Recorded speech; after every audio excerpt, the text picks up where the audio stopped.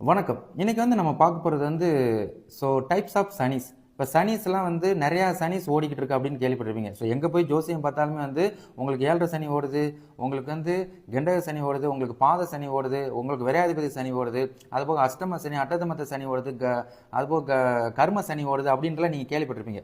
அப்போ இத்தனை சனி ஓடிக்கிட்டு இருக்குது. இந்த சனிங்கள்லாம் ஓடும் போது எங்களுக்கு சொல்லிக்கிற அளவுக்கு இல்லை அப்படின்றது ஒரு கூட்டம் நமக்கு இருந்துகிட்டு இருக்கோம். ஸோ காமனாகவே நமக்கு நல்லாவே இல்லை, ஜோசியம் பார்க்குறேன், ஏதோ பார்த்துக்கிட்டு தான் இருக்கிறேன், ஆனால் ஒன்றும் மாற்றம் இல்லை அப்படின்னு ஒரு கூற்று எல்லாத்துக்கும் இருந்துட்டு இருக்கோம். சரிங்களா?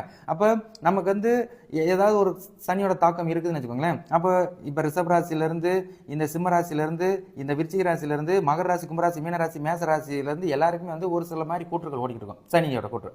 அப்போ உங்களுக்கு இந்த மாதிரி ஏதாவது ஒரு சனி நடக்குது அப்படின்னா உங்களுக்கு தசாக்கள், ஜனன ஜாதகம் ஒன்று இருக்கும். பெர்த் சார்ட்டில் உங்களுக்கு தசை நடந்துகிட்டு இருக்கும். தசை அப்படின்னாலே மொத்தம் 9 தசை. இந்த 9 தசையில் ஒரு மாதிரியா தசைகள் ஒன்றா நடந்துகிட்டு இருக்கும். ஒவ்வொரு தசைக்கும் ஒவ்வொரு மாதிரியா வருஷங்கள் ஓடிட்டு இருக்கும். அப்போ உங்களுக்கு சனி தசை, ராகு தசை, கே தசை, செவ்வாய் தசை, சூரிய தசைன்னு இது ஒரு 5 தசை மைண்டில் வச்சுக்கோங்க.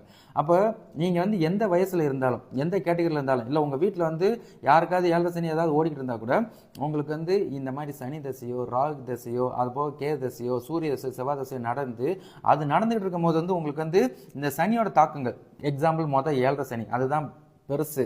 அதை தவிர்த்து நமக்கு கெண்டக சனி, அதுபோக அஷ்டம சனி, அட்டதமத்த சனி, அதுபோக கர்ம சனி அப்படின்னு தன்னை கூற்றுல யாராவது ஓடிக்கிட்டு இருக்குது அப்படின்னா உங்களுக்குலாம் பேக்கில் இந்த மாதிரி தசைகள் ஓடக்கூடாது. நெகட்டிவான தசைகள், சனி தசை, ராகு தசை, கேது தசை, செவ்வாய் தசை, சூரிய தசை, இது எதுவும் ஓடக்கூடாது. அப்படி ஓடிச்சு அப்படின்னா உங்களுக்கு கொஞ்சம் கஷ்டகாலமாக தான் இருக்கும்.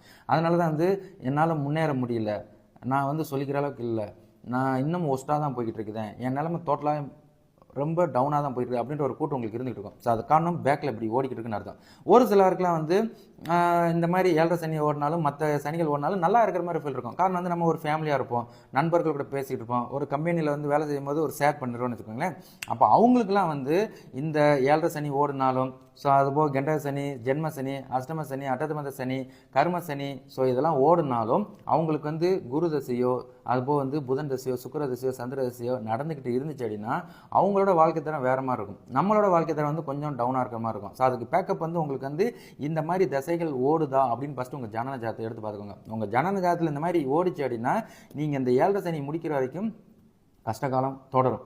அதை நீங்கள் கடந்து தான் வர்ற மாதிரி இருக்கும். எப்படின்னா ரொம்ப நான் நினச்சது நடக்கலை அப்படின்ற ஒரு கூற்று ஏதோ போகுது, அதில் அப்படியே நான் பிடிச்சிக்கிட்டு போகிறேன், அந்த மாதிரி கூட்டில் தான் இருப்பீங்க. பட் நம்ம நினைக்கிறது கொஞ்சம் இழுத்தடிக்கும். ஸோ உடல் ஆரோக்கியம், தேவையில்லாத விபத்துகள், தேவையில்லாத முரண்பாடுகள், பிரிவு, சண்டை, சச்சரவு, இந்த மாதிரி விஷயங்கள் இருந்துக்கிட்டு இருக்கும். ஸோ அதுக்கு பின்னாடி ஒரு கூற்று இந்த மாதிரி இருக்கும்.